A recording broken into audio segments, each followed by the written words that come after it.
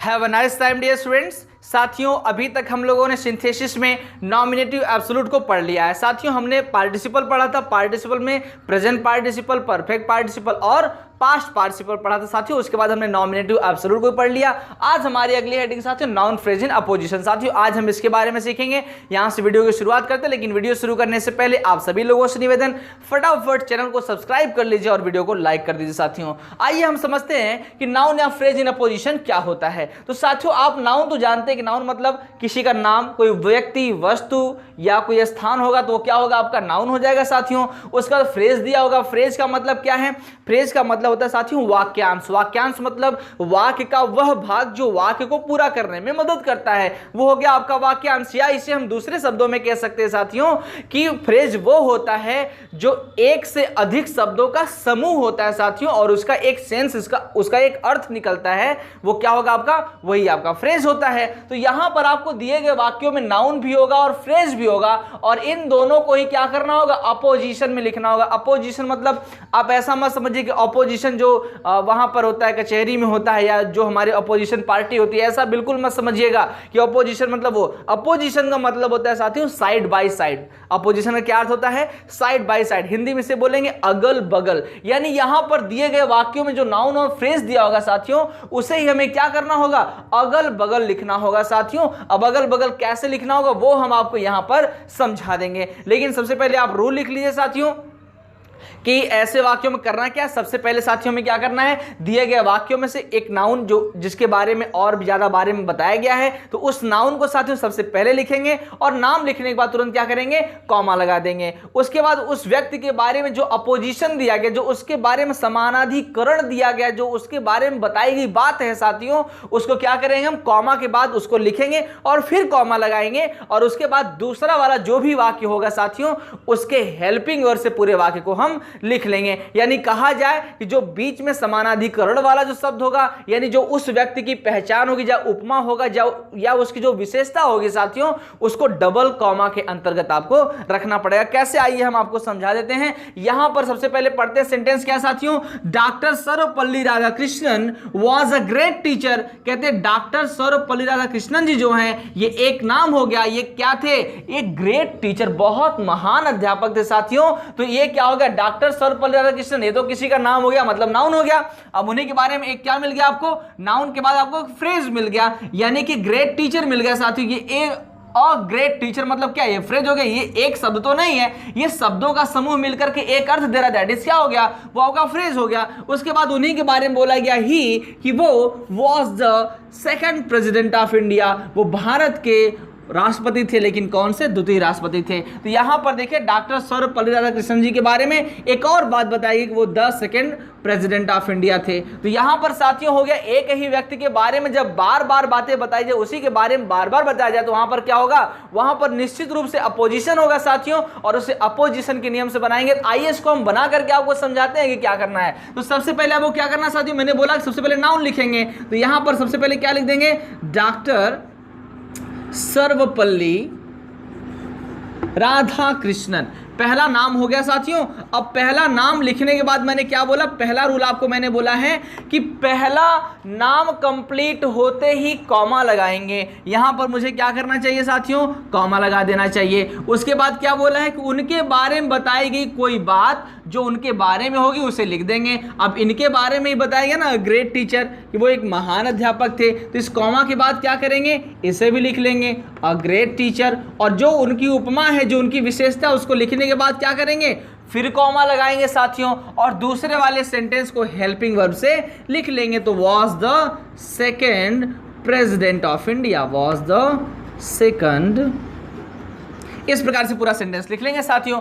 अब ये तो हो गया साथियों, पहले सेंटेंस में ही आपको नाउन भी मिल गया, और पहले सेंटेंस में ही आपको अच्छा फ्रेज भी मिल गया। तो इसे आप साथियों दूसरे प्रकार से बना सकते हैं। कैसे बना सकते हैं वो आइए आपको हम यहां पर समझा देते। तो सबसे पहले क्या करना? आपको नाम ही लिखना है साथियों। तो डॉक्टर सर्वपल्ली राधाकृष्णन, यहां पर सबसे पहले आपको क्या करना है? नाम लिखना, और नाम लिखने के बाद तुरंत क्या करना है साथियों? आपको तुरंत ही कॉमा लगा देना है। क्या करना, डॉक्टर सर्वपल्ली राधाकृष्णन कॉमा हो गया, उसके बाद उनके बारे में क्या है, एक और बात है, the second president of India. यहां पर हम इसको भी लेकर के बना सकते हैं, यानी जो उनके बारे में उपमा, जो उनकी विशेषता होगी उसे हम पहले लिख सकते हैं, the second president of India. यहां पर हम लोग साथियों इस प्रकार से कर लेंगे, प्रेसिडेंट ऑफ इंडिया। और दूसरा वाला जो सेंटेंस बचा होगा साथियों, अब इसके अलावा जो भी सेंटेंस उसको क्या करेंगे, हम हेल्पिंग वर्ब से लिख लेंगे। तो यहां पर कॉमा लगाएंगे, दूसरा वाला कंप्लीट होते कॉमा लगाएंगे, वॉज अ ग्रेट टीचर। इस प्रकार से भी हम लोग कर सकते हैं साथियों, नो डाउट आपको कोई दिक्कत नहीं होना चाहिए यहां पर। तो इस प्रकार से कर सकते हो। तो इसमें क्या करना साथियों, पहला नाम कंप्लीट होते ही कॉमा लगाना है, और दूसरा वाला भी फ्रेज कंप्लीट होते ही कॉमा लगाना है, और दूसरे वाक्य जो भी वाक्य होगा उसके हेल्पिंग वर्ब से पूरे सेंटेंस को लिख देना है। यानी कि जो आपका उपमा होगा, जो दूसरा उनका फ्रेज होगा, वो हमेशा कहां होगा, कॉमा के बीच में, यानी वो डबल कॉमा के बीच में हमेशा आएगा साथियों। उसी प्रकार से दूसरा सेंटेंस है, my father is a teacher, he is very discipline. अब देखो यहां पर आपको मिल गया माय फादर और टीचर और वेरी डिसिप्लिन। यहां पर आपको एक व्यक्ति के बारे में 3 चीजें पता चली, तो इसको भी आप बना सकते हैं, माय फादर। यहां पर सबसे पहले क्या करना है, आपको एक नाउन लिख लेना है, उसके बाद कॉमा लगा देना है, उसके बाद क्या करना है साथियों, अब चाहे तो आप यहां लिख लीजिए और टीचर, या बोल दीजिए वेरी डिसिप्लिन। तो ऐसा कोई अच्छा वेरी डिसिप्लिन लिखना अच्छा नहीं लगेगा, तो पहले सेंटेंस में आपको जब नाउन और फ्रेज दोनों मिल गया हो तो पहले सेंटेंस में कंप्लीट कर दीजिए, माय फादर। अब यहां पर क्या करेंगे, और टीचर, और ये कंप्लीट होने के बाद क्या करेंगे, कॉमा लगा देंगे, और दूसरे सेंटेंस के हेल्पिंग वर्ब से लिख लेंगे, इज वेरी डिसिप्लिन्ड।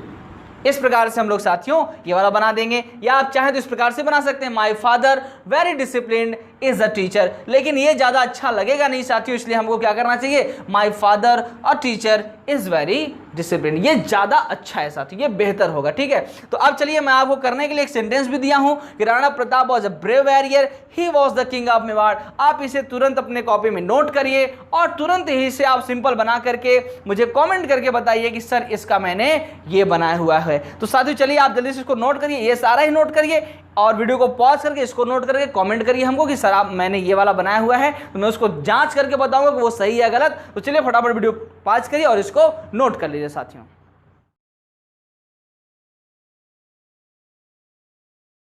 तो चलिए साथियों यहां पर मैंने आप लोगों को करने के लिए 3 सेंटेंस भी दिया हुआ है, आप इसको फटाफट अपने कॉपी में नोट करिए और तुरंत इसको सिंपल बना करके साथियों हमें बताइए कि हाँ सर मैंने बना लिया। उसके बाद मैं आपको इसका सॉल्यूशन भी दे दूंगा साथियों, आप मिला सकते हैं कि आपने सही किया या गलत किया। तो चलिए फटाफट वीडियो को पॉज करिए और इसे अपने कॉपी में नोट करिए। लेकिन उससे पहले मैं आपको समझाता हूँ कि सेंटेंस में क्या क्या दिया है मैंने। तो पहला सेंटेंस है, Mahatma Gandhi was a great leader. Mahatma Gandhi एक महान नेता थे। He is the nation father, वो नेशन राष्ट्रपिता भी हैं। इसके बाद दूसरा साथियों, here is my sister in law, यहाँ पर मेरी साली है। हर नेम इज निधि, उसका नाम निधि है। इसके बाद साथियों, Mohan is the only son of his father, Mohan अकेला अपने पिता का पुत्र है। He died in an accident, वो एक एक्सीडेंट में, एक दुर्घटना में मारा गया। तो साथियों यहाँ पर 3 सेंटेंस दिया हुआ है। अगर आपने दूसरा सेंटेंस कर लिया साथियों तो मैं मान लूंगा कि आपको ये जो नाउन या फ्रेज इन अपोजिशन वो पूरी तरह से आ गया। तो साथियों तीनों सेंटेंस आप नोट करिए, लेकिन दूसरे वालों को कमेंट करके बताइए कि सर मैंने इस दूसरे वाले के लिए सिंपल सेंटेंस ये बनाया हुआ है। तो चलिए मैं देखता हूं कौन सबसे पहले करके दिखाता है या कौन कॉमेंट करता है साथियों। मैं देखना चाहता हूं कि आपने क्या उसको बनाया हुआ है। वीडियो को पॉज करिए, फटाफट इसे नोट करके सॉल्व करिए, उसके बाद मैं आपको सॉल्यूशन भी बता देता हूं। तो चलिए फटाफट इसे नोट करिए।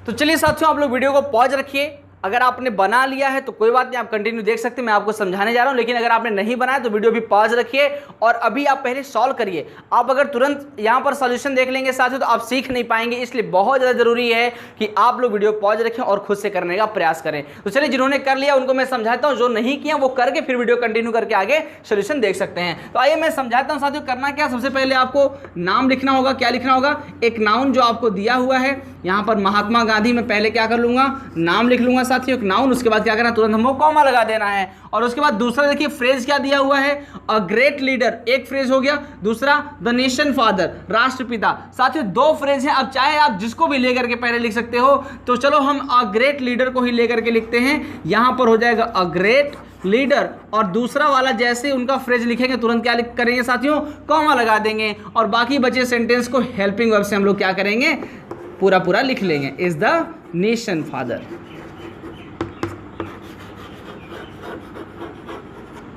अब जरा इसका मीनिंग समझ लेते हैं साथियों। महात्मा गांधी एक महान नेता थे और ही इज द नेशन फादर, वो राष्ट्रपिता हैं। तो महात्मा गांधी एक महान नेता, वो राष्ट्रपिता हैं, है ना। तो इस प्रकार साथियों बात दोनों में एक ही होगी, लेकिन थोड़ा सा करने का जो नियम साथियों वो थोड़ा सा आपको अलग मिल जाता है। इसके बाद इसको आप चाहें तो दूसरे तरीके से बना सकते हैं। पहले नाउन लिख लें, उसके बाद दूसरा फ्रेज लिख लें, उसके बाद दूसरे सेंटेंस को हेल्पिंग वर्ब से लिख लीजिए। Mahatma Gandhi the nation father was a great leader. इस प्रकार से भी आप लोग इसको कर सकते हैं। अब देखिए साथियों दूसरा वाला जो सेंटेंस है, here is my sister in law her name is Nidhi, यहां पर साथियों सेंटेंस को ना बहुत तोड़ मरोड़ के आपको पेश कर दिया गया। आप इसको देखकर कंफ्यूज हो गए होंगे कि इसमें करें तो क्या करें। साथियों नहीं समझ आ रहा, कोई बात नहीं साथियों। आपको मैंने बोला कि सबसे पहले क्या करना है, सबसे पहले आपको एक नाउन लिखना है। क्या लिखना है? नाउन। यहां पर हम लोग जब सिंपल बनाएंगे तो क्या करेंगे साथियों, जो नाम दिया होगा उसको ही हम पहले लिख लेंगे, निधि। अब निधि के बारे में दूसरी बात क्या की गई है साथियों, वो माय सिस्टर इन लॉ है। तो निधि माय सिस्टर इन लॉ। आप क्या करेंगे, यहां पर दूसरा नाम भी लिख लेंगे, माय सिस्टर इन लॉ। अब यहां पर क्या करेंगे, तुरंत कॉमा लगा देंगे और क्या है वो यहां पर है इज हियर। इसको साथियों हम इस प्रकार से समझ लेंगे। यहां पर क्या होगा, Nidhi my sister in law is here, sorry यहां पर है। तो here is my sister in law, मेरी यहां पर साली है, हर नेम में निधि, उसका नाम निधि है। निधि जो मेरी साली है वो यहीं पर है। साथियों दोनों का मतलब, ये साथियों बोर्ड में पूछा गया सवाल है। ऐसे सवाल आपको बोर्ड में दिए जा सकते हैं, तो बिल्कुल टेंशन नहीं लेना। आपको मैंने वो भी समझा दिया, करना कुछ नहीं। सबसे पहले क्या करेंगे साथियों, आपको उसका नाम लिखना, तुरंत ही क्या करना है, उसके बारे में जो फ्रेज दिया हुआ है उस फ्रेज को ढूंढ लेना है। और बाकी सेंटेंस के सेंस को कंप्लीट करने के लिए आप लोग हेल्पिंग वर्ब और बाकी जो चीजें वो एडजस्ट कर सकते हैं। अगर आप यहां पर नहीं सीख पा रहे साथियों, कोई बात नहीं, बार बार प्रैक्टिस करिए। ग्रामर की बुक लीजिए, उसमें प्रैक्टिस करिए और आपके साथ साथियों परफेक्शन जरूर चलेगा। तो निश्चित रूप से अगर आप लोग इसको बना रहे हैं तो आप लोग सीखेंगे। अगला सेंटेंस है, Mohan is the only son of his father he died in accident. तो क्या कर देंगे साथियों, जब इसका सिंपल बनाएंगे हम लोग तो क्या करेंगे, सबसे पहले मोहन जो नाम है उसको लिख लेंगे, मोहन कॉमा लगा देंगे, इज द ओनली सन, तो यहां पर जो फ्रेज दिया गया है उसको लिख लेंगे, the only son of his father. यहाँ पर दूसरा वाला जो फ्रेज है उसको भी हम लोग कंप्लीट कर लेंगे और उसके बाद क्या करेंगे, कॉमा लगा देंगे। और यहाँ पर देखिए हेल्पिंग वर्ब नहीं तो क्या करेंगे, सीधा मेन वर्ब से ही लिख लेंगे, डाइड इन एन एक्सीडेंट। ऐसा भी हम लोग कर सकते हैं साथियों। तो मैंने आपको सारा ही नियम बता दिया है। तो यहाँ पर आपका नाउन फ्रेज इन अपोजिशन होता है समाप्त। वीडियो को पॉज करिए और फटाफट इससे नोट कर लीजिए साथियों। नोट करने के बाद साथियों मेरा काम यहाँ से होता है समाप्त और आपका कार्य होता है शुरू। करना क्या है साथियों, आप सभी लोगों को इस वीडियो को शेयर करना है उन लोगों तक जो ग्रामर सीखना चाहते हैं, जो ग्रामेटिकली करेक्ट बोलना चाहते हैं, जो इंग्लिश स्पीकिंग सीखना चाहते हैं साथियों, उन सभी तक वीडियो को शेयर कीजिए।